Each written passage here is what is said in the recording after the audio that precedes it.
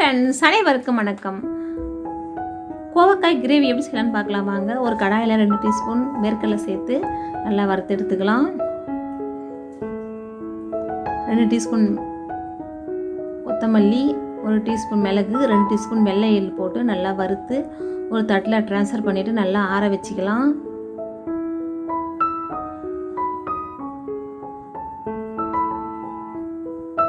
அதே கடாயில் 1 டீஸ்பூன் எண்ணெய் விட்டு 2 பெரிய வெங்காயத்தை கட் பண்ணி சேர்த்துக்கலாம். வெங்காயம் ஓரளவுக்கு வதங்கினதும் தக்காளி கட் பண்ணி சேர்த்துக்கலாம்.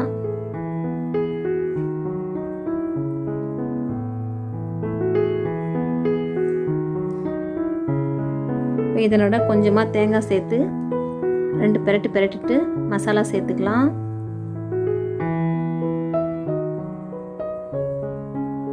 ஒரு டீஸ்பூன் மிளகாய் பொடி, 1 டீஸ்பூன் மஞ்சள் பொடி, 1 டீஸ்பூன் கரம் மசாலா சேர்த்து ஒரு 30 செகண்டு வதக்கிட்டு ஒரு தட்டில் ட்ரான்ஸ்ஃபர் பண்ணி ஆற விட்டுடலாம்.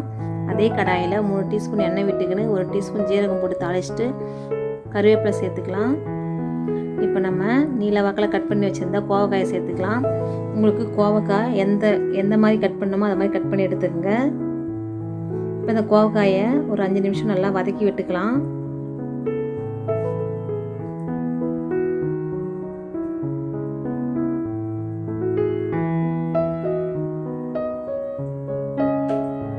கொஞ்சமாக அரை கிளாஸ் தண்ணி விட்டு நான் கோவக்காயை வேக வைக்க போகிறேன்.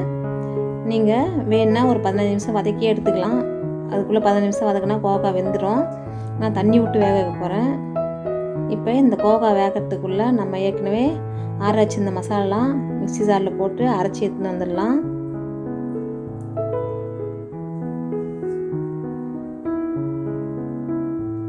இப்போ இதனோட கொஞ்சமாக தண்ணி சேர்த்து நல்லா ஃபைன் பேஸ்ட்டாக அரைச்சிக்கலாம்.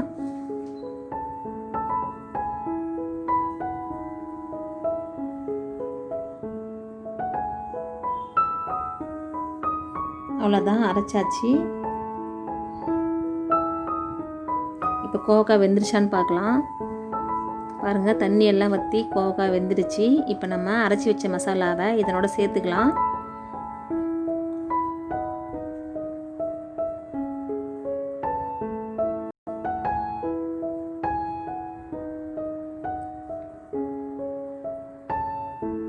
இப்போ மிக்ஸி ஜாரில் கொஞ்சமாக தண்ணி விட்டு அந்த மசாலாவெல்லாம் ஒரு சுற்றி இதிலே சேர்த்துக்கலாம். இப்போ உங்களுக்கு எந்த அளவுக்கு தண்ணி தேவையோ அந்த அளவுக்கு தண்ணி சேர்த்துங்க. ஏன்னா நம்ம வேர்க்கடலாம் அரைச்சி சேர்த்ததால் இது கொதிக்க சொல்ல தண்ணியாக இருந்தாலும் ஆறின உடனே கிரேவி நல்லா கட்டியாகிடும். அதனால் நல்லா தண்ணி சேர்த்துக்குங்க.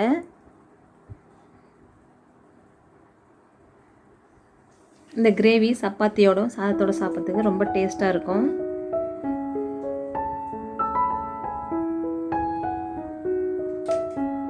நீங்கள் கொஞ்சம் டிஃப்ரெண்ட்டாக செய்யணுன்னா புளிப்புக்காக தக்காளி சேர்க்காம வெறும் லெமன் ஜூஸும் சேர்த்துக்கலாம். இப்போ இந்த டிஷ்ஷுக்கு தேவையான உப்பு சேர்த்துக்கலாம்.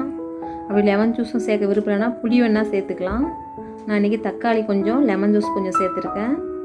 இப்போ ஏற்கனவே நம்ம எல்லாமே வறுத்தரைச்ச மசாலா தான், அதனால் ரொம்ப நேரம் கொதிக்கணும்னு அவசியம் கிடையாது. இப்போ இதை மூடி போட்டு ஒரு 5 நிமிஷம் கொதிக்க விட்டுடலாம். இப்போ 1 டீஸ்பூன் லெமன் ஜூஸ் சேர்த்துக்கலாம்.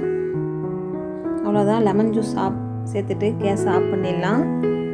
நீங்களும் இந்த கிரேவி செஞ்சு பார்த்துட்டு எப்படி இருந்துன்னு சொல்லுங்கள்.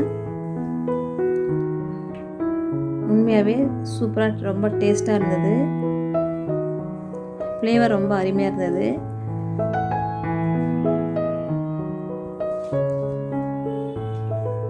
தேங்க்ஸ் ஃபார் வாட்சிங்.